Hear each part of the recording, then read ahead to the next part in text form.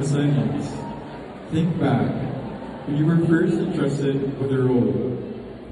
How did it feel? Were you nervous or perhaps excited? Well, that quiet uncertainty marked the start of your growth.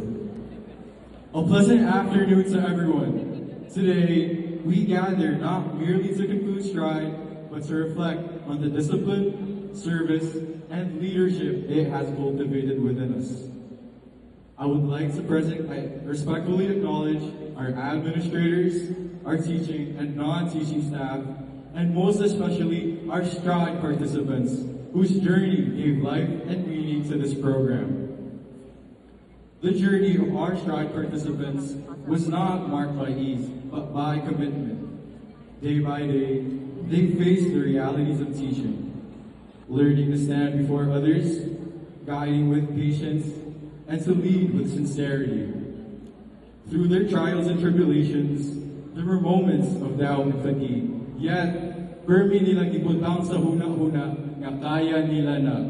A quiet strength that carried them forward even when the task demanded more than comfort. Beyond the lessons taught, Stride shaped character.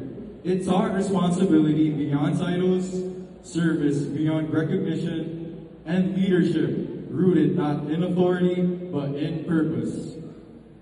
As we bring Stride to its close, we are reminded the lessons that it instilled do not end today. They live on in how we choose to serve others, respond to challenges, and uphold the values entrusted to us beyond this program. May these learnings not only remain in our hearts, but set them ablaze for the trials and endeavors that lie ahead. Stride has taught us that leadership is not a destination, but a journey, one defined by service, discipline, and purpose.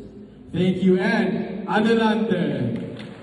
We have our dear Basic Education Director, Reverend Father James Dexter R. Tamkis, OAR, with his tribe, Cyril Eric Bass.